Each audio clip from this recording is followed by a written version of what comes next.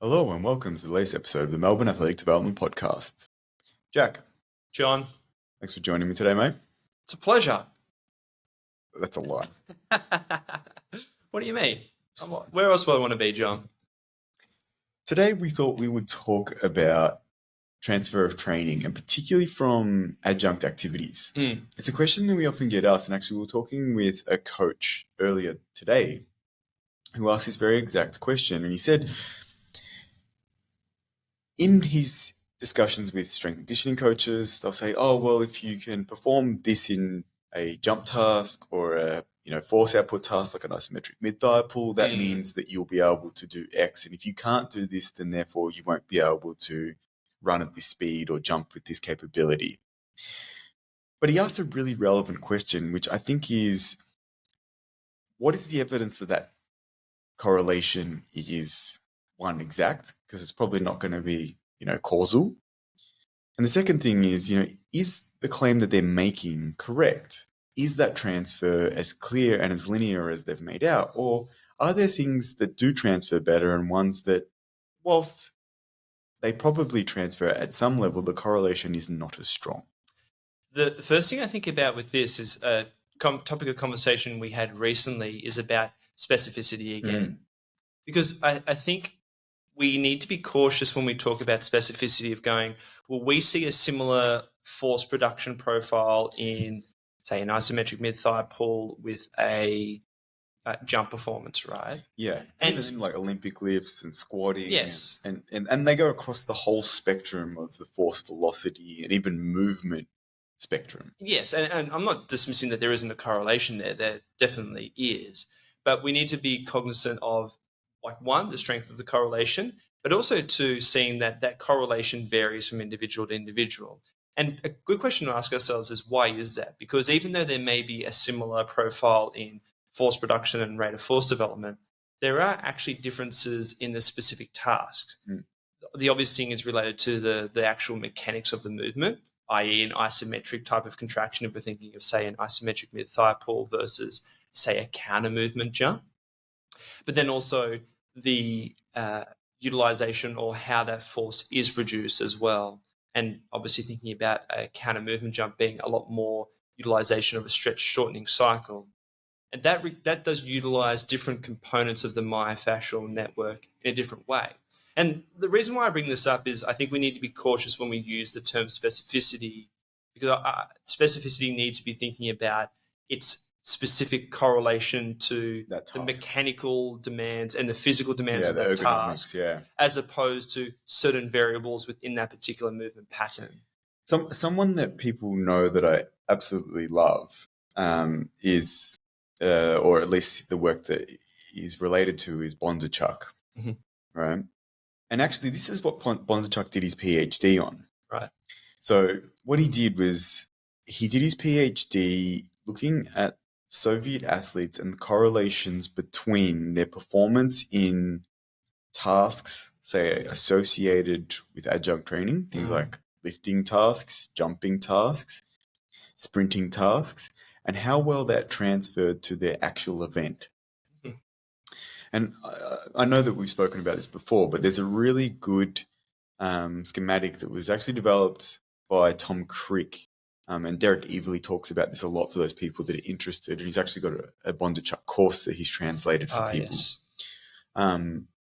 But what he talks about in this is that pyramid hierarchy where the exercise selection is based on how specific it is. And right at the pointy end, the things that's going to transfer the most is the competition activity, right? So if that's a field sport, it's playing that sport.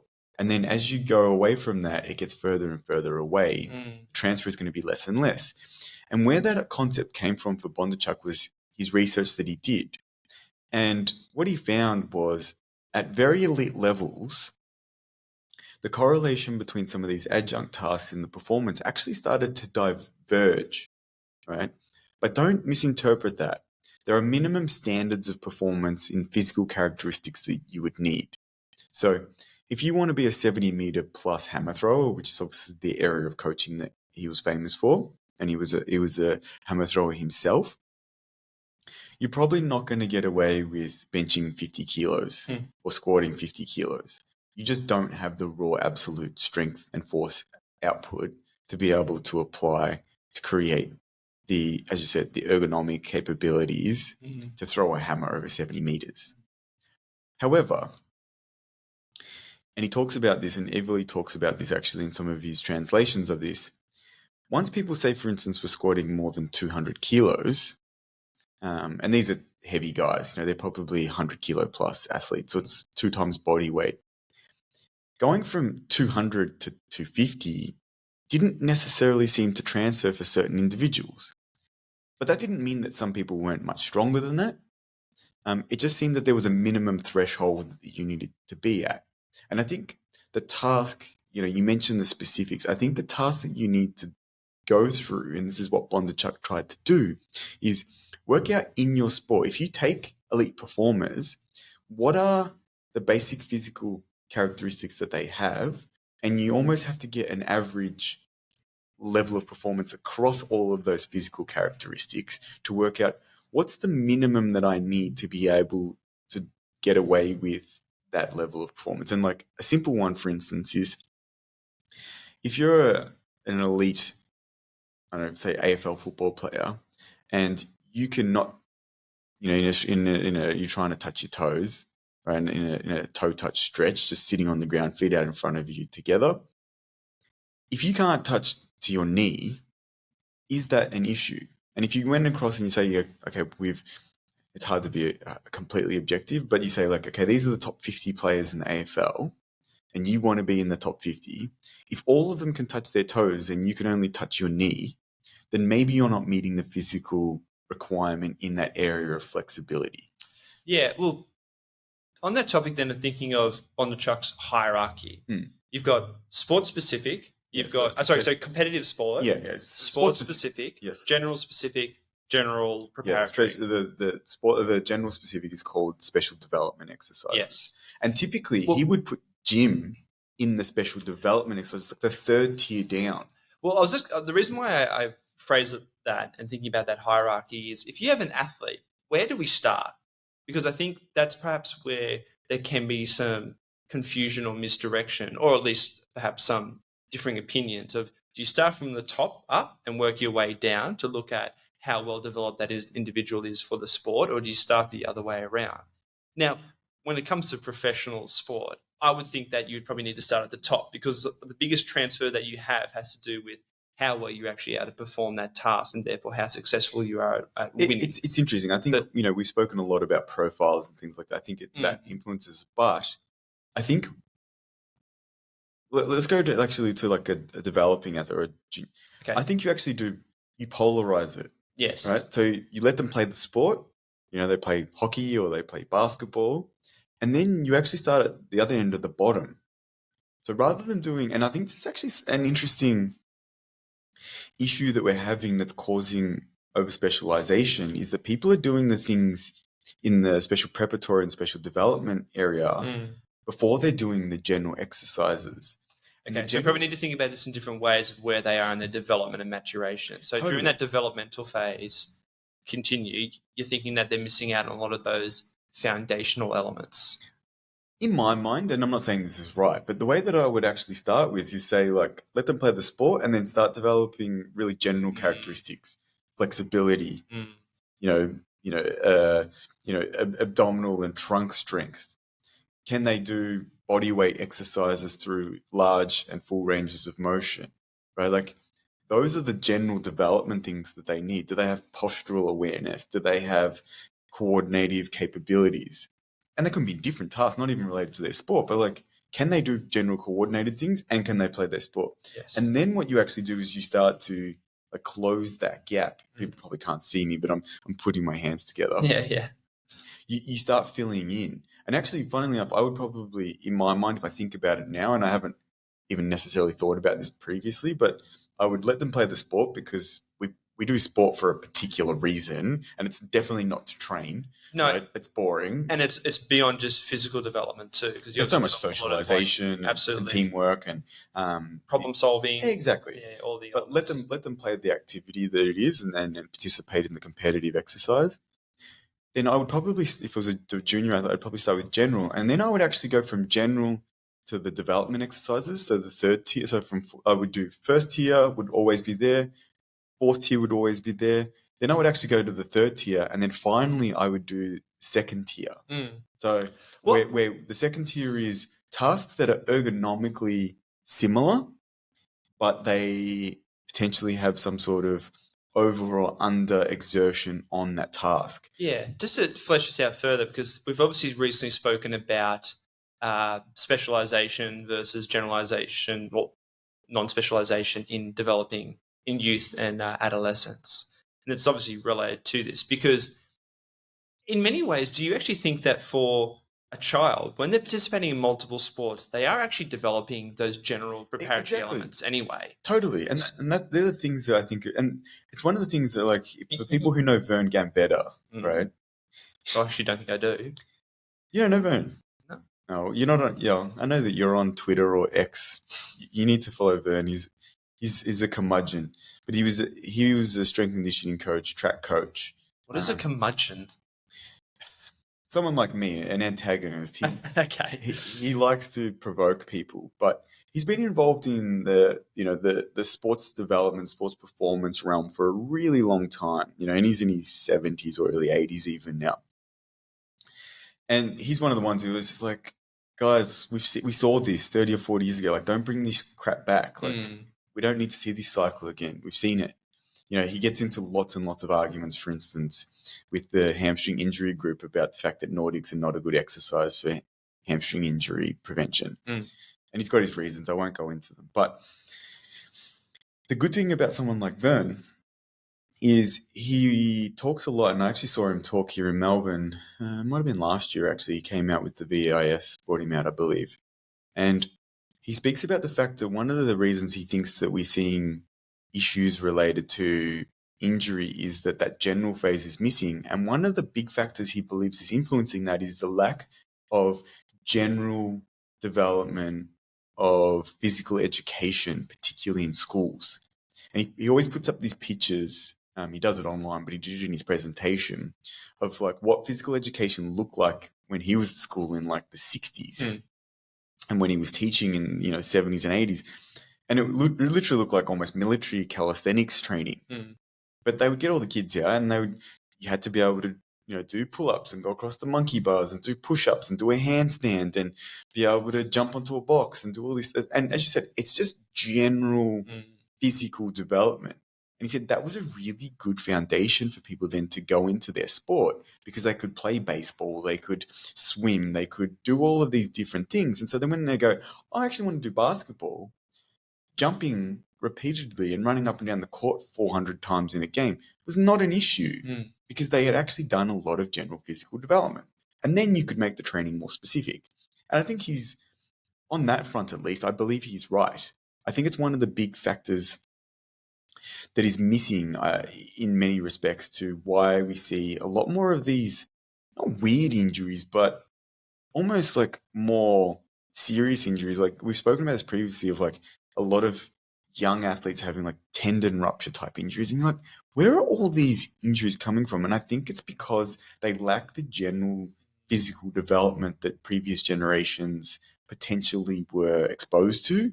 And that means that they're not losing capability because, genetically they have, for instance, the output function. And we talk about software and hardware.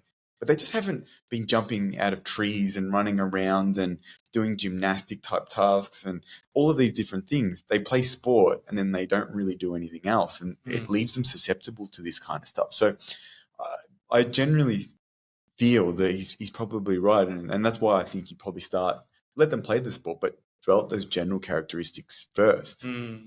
It makes me think then too, because the other thing that you have seen a big push towards is resistance training in adolescence. And we did speak about this recently. Yeah. And it's not to suggest that isn't right, but there is an important sequence of how you go about implementing resistance training, because resistance training doesn't mean you need to have a bar on your back and plates and be squatting 1.5, 2 times your body weight by the time, you're 15.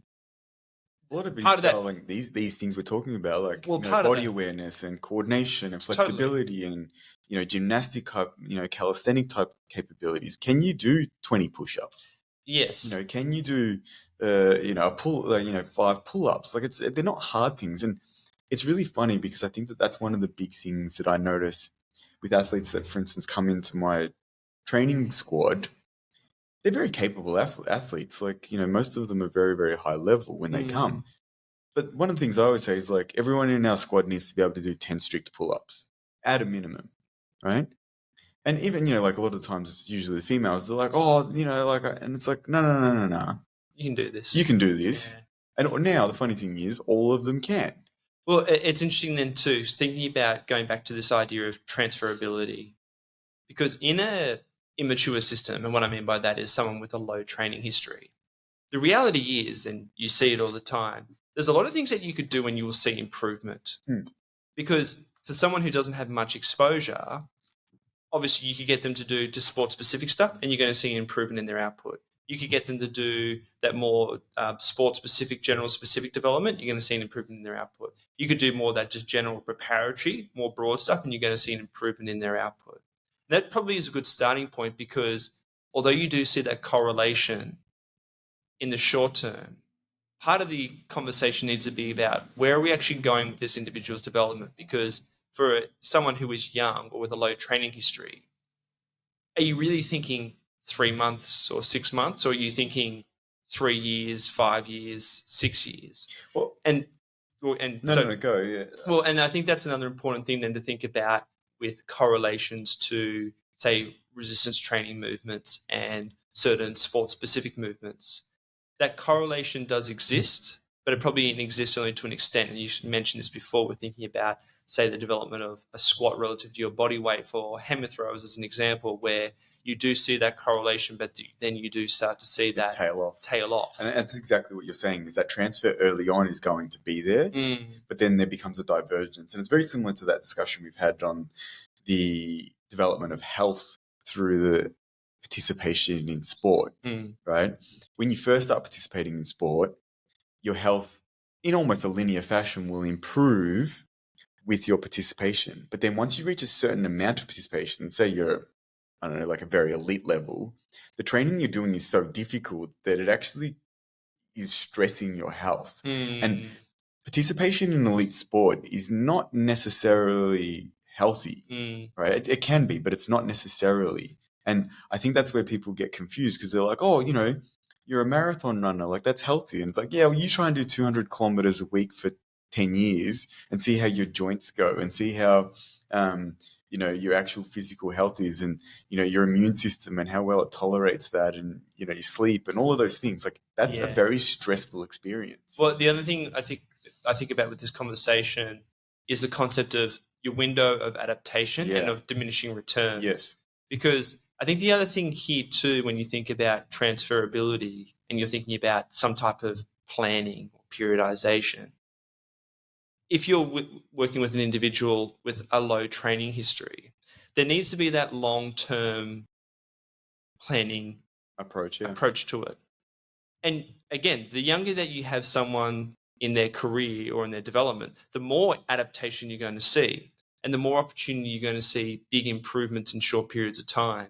But then the two things I think about then is, and I'll be interested to hear your thoughts because you've had more experience with it, is how do you actually plan about moving through those different phases of like the Bondarchuk model, if we're going to use that as an example. But then also too, once they actually start to really get that development and you get to that point of diminishing returns, how does that influence what you need to do to try and maximize some transferability of all their training to getting those 1% improvements in their performance? I think that, as you said, the correlations with more generalized and even those special development exercises versus special preparatory exercises is like the stuff in the gym.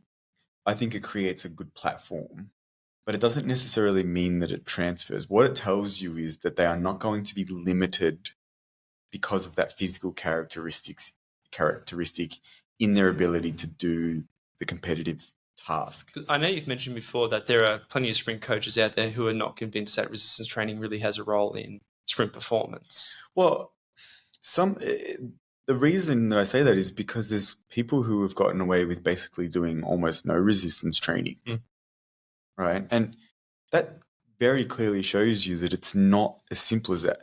The point that you have to consider, though, is does that person have the characteristics needed? And some people naturally have those characteristics. Yeah. They can, they've got a huge amount of elastic capability. They can bounce, and they, for instance, might be able to develop huge amounts of power.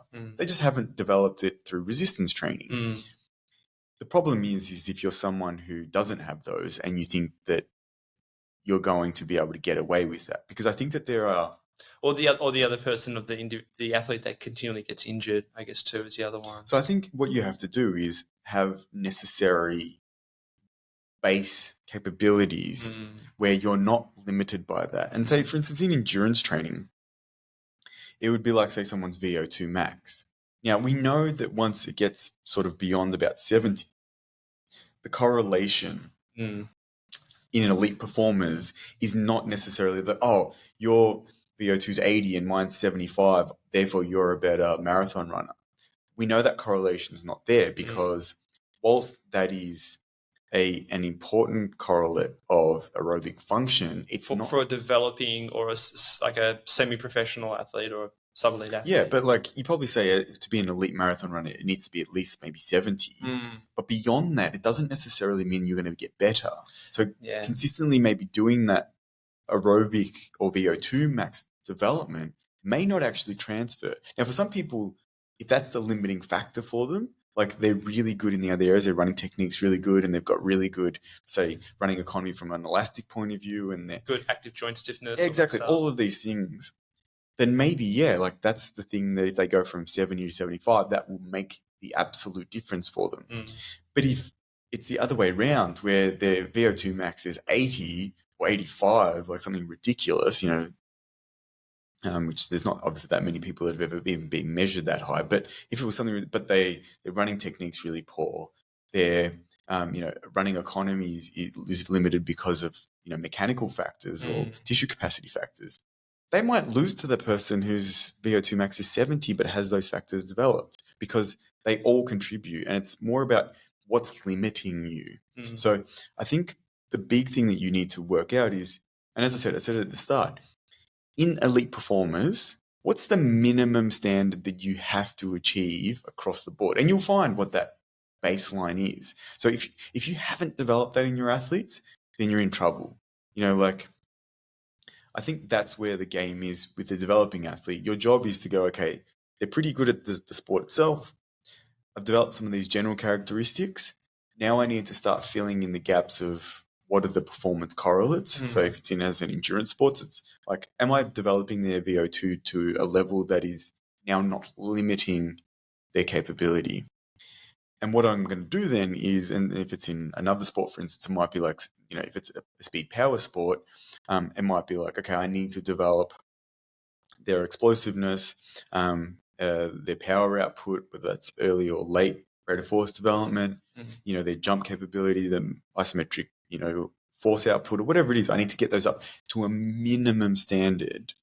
And once they've reached that in their development, they're probably then ready to start being exposed to the more specific but not competitive exercises. And what I mean by that, for instance, like it might be the design of an exercise or a drill. It might be in running, for instance, it might be like hill running or downhill running or sled runs or overspeed training, or, in a soccer setting, for instance, it might be, like doing drills that are small-sided games where it's very close. It's very it's close to being specific, but it's not the same as the full field competitive exercise. You're actually manipulating the environment to either overstress or create increased resistance to. Like one of the ones that I think works really well in a field sports setting is you having, say, many more defenders than attackers and still having to navigate that. It's maybe not something that you're going to experience in the actual match play, but it's more difficult then. So it becomes a really good way of developing those things. But it may not be something that you expose a 12-year-old to because they're not ready to have 2 attackers on 8 defenders. No, I'm just thinking about a framework then of putting this together, because it seems to me that if you have a good athlete, it's very likely that through their development, they've had exposure to sport and they've developed certain skill sets, physical, psychological, technical, tactical elements related to that. They've had that good general preparatory development. That's probably, sorry? You hope. Well, you hope, but I mean, that's going to happen to an extent if you've been exposed to diverse sports. Like if you swam and you played basketball and you did cross country, you're probably going to have some level of that. And hopefully along the way, you've had just doing things like you were mentioning before of being out in the playground or learning to jump or, learning to climb a tree even, for instance. Yeah. Because it seems to me that if you then have a good athlete but still has a relatively low training history, the thing that was already developed is they obviously have certain skills within a sport. Because obviously if they didn't, they're not going to be a good athlete at that sport. I actually think this is one of the big, and I'm pretty sure it was Vern that was talking about this, but like it's one of the big problems we have at the moment with the lack of informal play that children are allowed to do. Sure.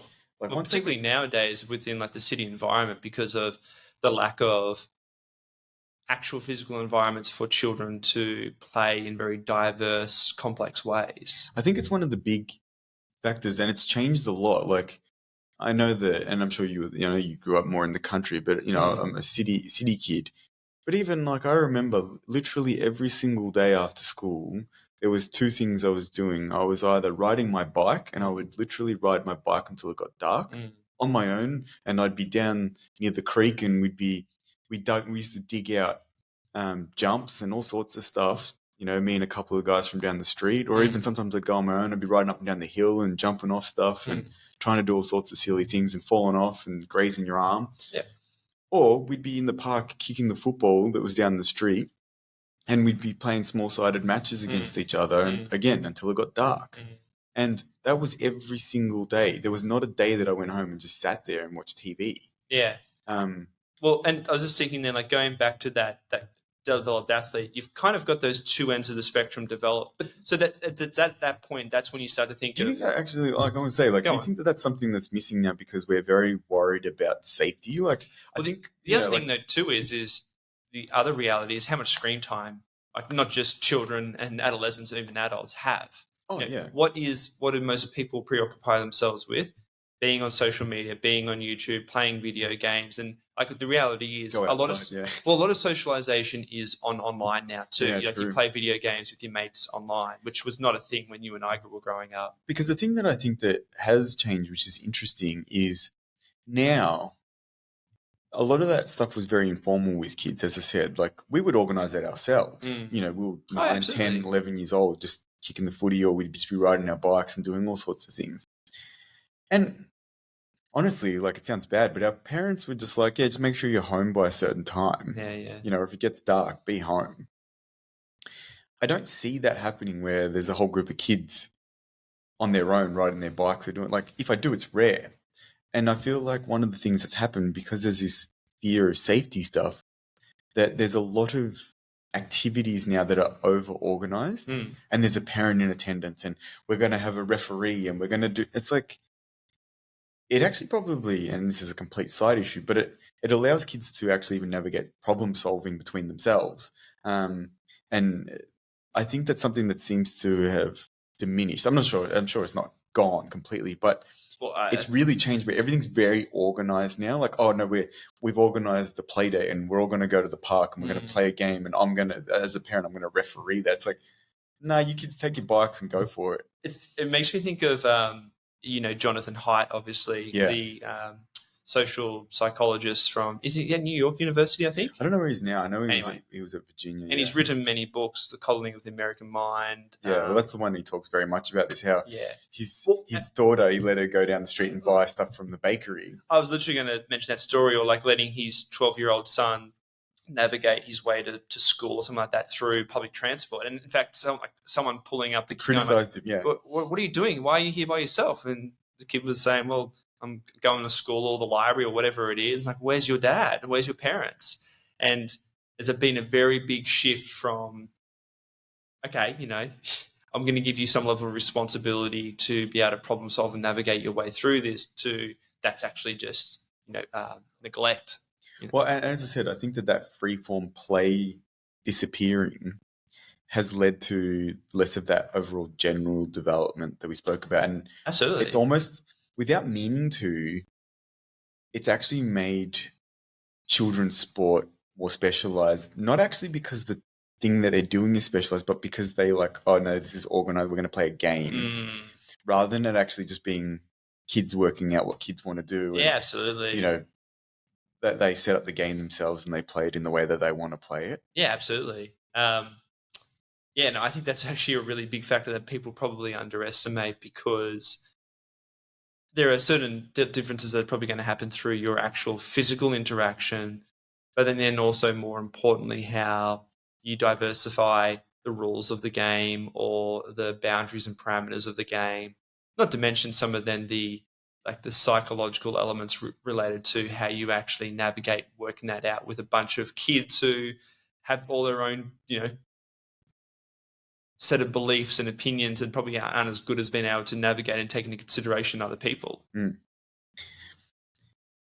I think I think it was, say what you're going to say, but I think we should get back onto, okay, well, I was just going to go transferring those specific tasks. Totally, because I think it's good to think about the example of a good athlete that you're working with who's developed the upper and lower ends of that particular hierarchy, and then thinking about what comes next for their development. Because there's certainly obviously sport specific elements. You might have a sprinter or a soccer player who clearly has certain skill sets but may be deficient in other things. But some of those deficiencies then may come down to some of their physical attributes as well, and how that actually supports their ability to do certain physical tasks or demand of the sport. So I think that's where we can start to think about then, how do sport specific and how do that general specific elements fit into helping an individual who's gone through that initial phase of development then go to achieve what they potentially can. Yeah, well, I think it's at that point, it's doing that needs analysis and trying to work out what are the factors that really contribute to that overall performance.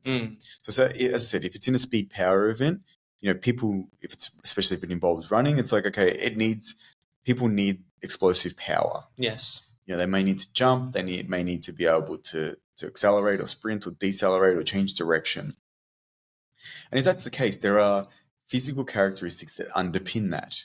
And I was about to say, just on a side note, this is probably where we don't have to go down this too much, but then thinking about individual athlete profiles is also useful as well, because there is going to be the individual, when we think about someone like Power, who's going to be much better at developing the force element of the power equation versus the velocity element, and vice versa. Yeah, but it's good that you bring that up, because what we need to work out is, okay, are these elements needed? And if they are, then I think you go from general to specific.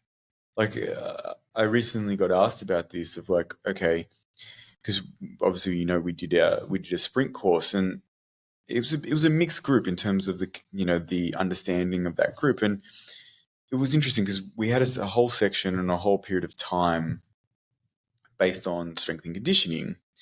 And there were people who were really advanced, who were asking really nitty-gritty questions like, oh, what should, this parameter be in the eccentric phase, and what rate of force development should I be looking for, and how many multiples of the force output, and X, Y, Z. And then there were people asking, oh, I've got a junior athlete, what do I do with them? They're doing bodyweight circuits, what's next? And it's like, okay, you need to consider developing things across the force velocity spectrum, and you need to be thinking about that in a generalized manner. So what I mean by that is, like, you should have tasks that low force, low velocity, then move your way through that to low velocity, high force.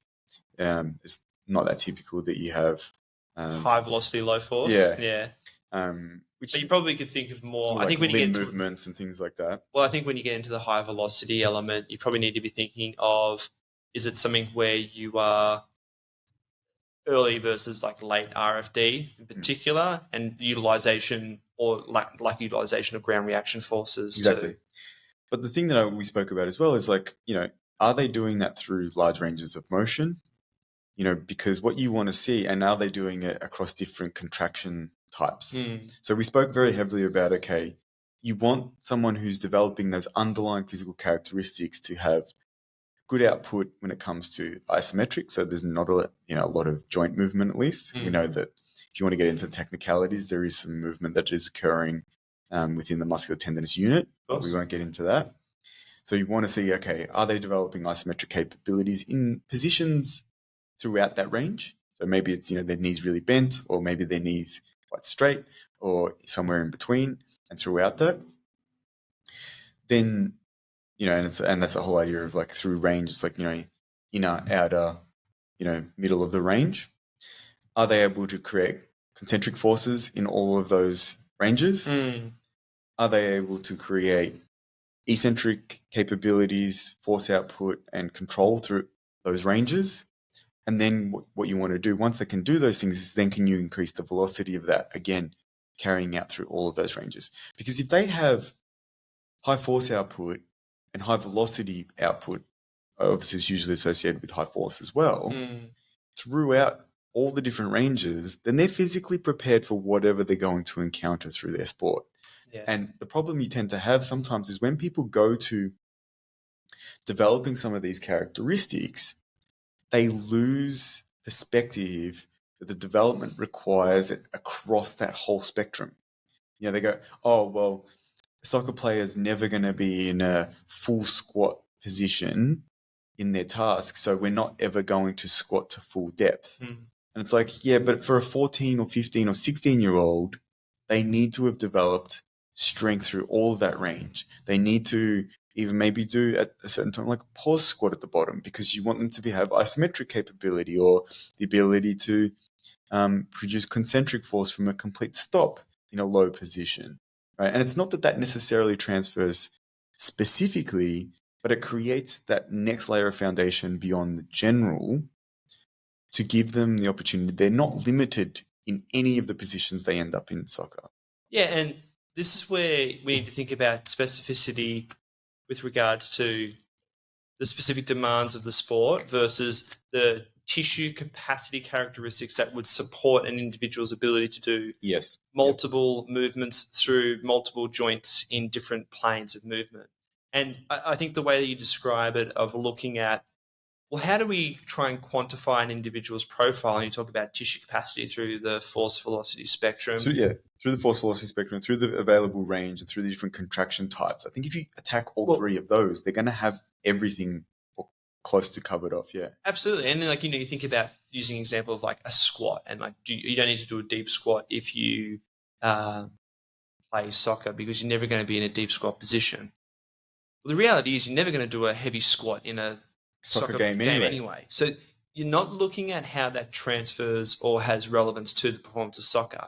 And I think that's where sometimes the conversation gets misled. And like flexibility is a good example of this, where, and again, we can probably look at different types of profiles, but think of a young athlete who's good at playing soccer. Working on their flexibility and that alone probably won't have a lot of transfer, because yes, absolutely, if they do have poor flexibility, will allow them to improve their range of movement and get into positions better. And as we've spoken about with people like David Bem, it potentially reduces their injury risk for strain type injuries and things like that. But the other thing it does too is it then allows you to form the foundation to go, okay, now I can develop force and velocity through a larger range of movement.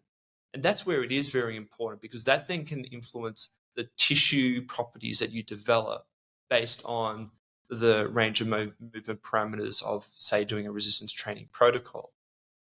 And this is where I think the conversation often gets forgotten. And like I use another example, you talk about an AFL player. It doesn't have to be an AFL player, but think about maybe more of a developed athlete who's been playing a particular sport professionally for multiple years.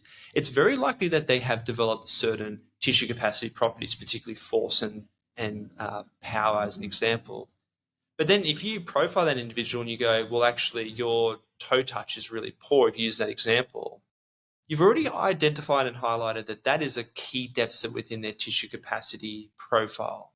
So the transfer that has to then seeing larger, say, improvements in their force output, because you all of a sudden change, say, the length tension relationship where they can produce force at longer muscle lengths, not to mention the potential improvement in their injury risk profile because there certainly is a correlation between things like stretching with musculoskeletal injuries that changes their overall ability to perform and obviously in this situation mitigate injury. And I think that's where the conversation often gets lost about transferability, is thinking about what deficits are there in this individual athlete? What is their training history to give us an idea of what particular tissue capacities they've developed? Because undeniably, certain tissue capacity elements will have a more significant impact, at least in the short term. But then this is again come back into timeline of, well, what time period do I look at developing this individual? Because if it's over a long period of time and they are relatively low in their physical development, implementing flexibility so that they have that foundation to move through a large range of movement with their resistance training makes a lot of sense. But just doing flexibility itself is not going to be the most effective solution. So this is where we need to think a bit more nuanced about understanding what is the purpose of me applying this particular intervention, and how does that particular capacity then help develop other capacities and ultimately over time their overall performance in the sport. Yep. I think one of the things that's really important is that the reason you want to be able to have those factors developed is, and we've spoken about this a lot, is as a biological system, the human body is a complex adaptive system. And the way that it creates performance or solves physical problems in, say, a sports setting is by taking the tools that it has and being able to implement them in a dynamical way. And what we mean by that is, like, when a stimulus, an external stimulus is exposed to that person, they've got to navigate and find a solution to it. And if they've got more tools in their toolkit and more well-developed tools, then they're going to be able to come up with a more appropriate solution for that. So an example, and when I say tools, it's very easy to think of analogies of actually talking about, say, like carpentry. If you've got very high power output, or you've got very well-developed VO2 max, right? It's like having a drill versus having a screwdriver. They both do the same job. Like, you can still screw in a screw with a screwdriver, but it's a hell of a lot easier to do it with a drill, right? And having a really well-developed capability or physical characteristic means that you can actually do it with much higher proficiency. And that's what you're trying to do by developing those underlying characteristics. It's not to say that you can't get the job done. And, the coach that asked us, earlier about this is like, they're saying that you have to have this amount of power and your jump task or whatever. And it's like, you don't have to, but you've made it harder for yourself. So what do you want to do? Do you want to give the athlete the best tools to be able to do it? Or do you want to give them insufficient tools and then they've got to really struggle to find the right solution? And well, I was going to say, I think another good example is performance, particularly in more wicked environments, so more complex sport domains, like team sports, field sports, ball sports. Clearly, performance can be achieved in many different ways. And I know actually you and I have talked about this, because I know something that you value about being a sprint coach is the performance measures are pretty clear and straightforward. They're very objective. Because if you think of any particular team sport, whether it's a soccer or football league, AFL, rugby league, each team, there's obviously certain similarities in terms of you have to have a certain skill set to be able to perform at a high level. But in terms of what each team and each strength and conditioning team focus on, probably would vary a bit from individual from team to team. There'd be a lot of similarities, but there would be a lot of differences just in general approaches as well. And that to me highlights sort of this conversation, because the transfer of success from concurrent training, particularly when you get into those wicked environments, can actually be quite broad. So I think you need to be careful to make certain assumptions that this as a measure is an absolute to success or not, because you'll have plenty of people who will come along going, well, we actually don't really focus too much on heavy squatting. We just do speed squats, and we find that really useful for maximizing the soccer player's performance, whatever it may be. To make certain assumptions that it's very clear that this is an absolute measure to determine success is very misleading. Yeah, totally. And I think that's overall, with this discussion, I think that that's the key thing that you need to understand, that if you don't have the underlying physical characteristics, you're going to make it harder for yourself. But don't think just because you have them that the correlation, as you mentioned, is going to be causal, because it won't be. What you need to understand is that you need to give them the tools, and if they've got those tools, then they're in a position to be able to try and solve the problem that's in front of them. And you just mentioned this, like the more complex the environment becomes, the more open it is, the more variables going on, the less likely that transfer is to be, a stronger correlation. Absolutely. Yeah. Was there anything else that you wanted to touch on there, Jack, about like what transfers? We didn't talk a hell of a lot about those sort of very high transfer tasks. The ones that ergonomically are similar, that second tier in that hierarchy that Bondarchuk talks about. I think those tasks are the ones that, other than the competitive exercise, they're going to transfer a lot, and they're probably the thing that once you have the physical characteristics that you will allow you to transfer to the physical, whether it's say power or whatever, to the task. Because what you're doing is as I said, you're finding a stressor that's either an overstress or an understress, or some sort of way of putting the problem to that athlete in a very specific task to what they do in their sport. So what I was going to say, maybe even more simply, is if you observe someone performing, you get indications of what things that they need to work on.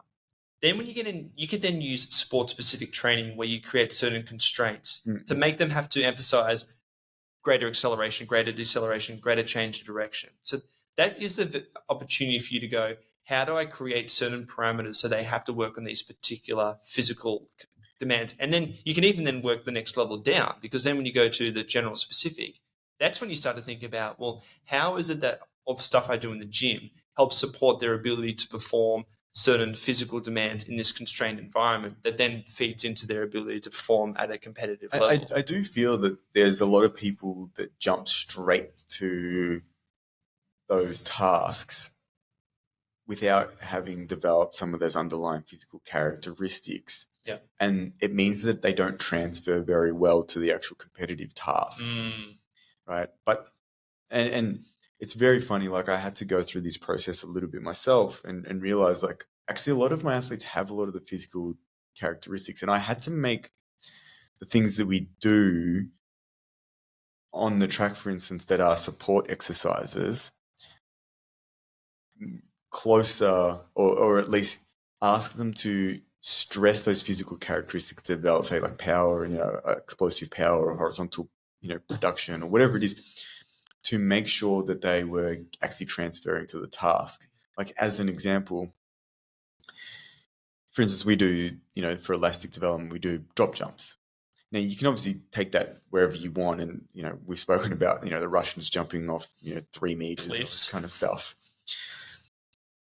But one of the things that we implemented that I feel had a really strong effect on the skill side of the development, as well as the actual physical characteristic of, elastic function on ground contact, was the use of, say, weighted vest of small amounts. And people who are in this area and have interest in this area have seen that they have that, like, I think it's called LALO or LILO system, where it's like weighted segments. You can have it on different parts of your limb, so it actually increases the amount of inertia that happens, say, in your shin or on your arm when you're actually running, and it will allow you to understand not only the sensory information, but give you the opportunity to apply more forces to get that transfer when you take them off to the task of, say, running. And I was going to say that actually fits in well with the analogy I used before of, say, stretching, and that stretching may not necessarily have a direct correlation to an improvement in performance of sport, but it then provides a foundation for you to be able to do differences or improve your range of movement through resistance training. But then, like you're mentioning here, what's that next step you need to take to get the transfer more closer to the sport by creating certain constraints in the environment or the task that you're doing to then see the complete transfer into the actual competition? So overall, like, because we should wrap this up, but overall, I think the key thing is if you want to know if something transfers, you do have to do a little bit of an analysis, whether that's through research or collecting some empirical data yourself to know, okay, what's the minimum standard that I need to reach?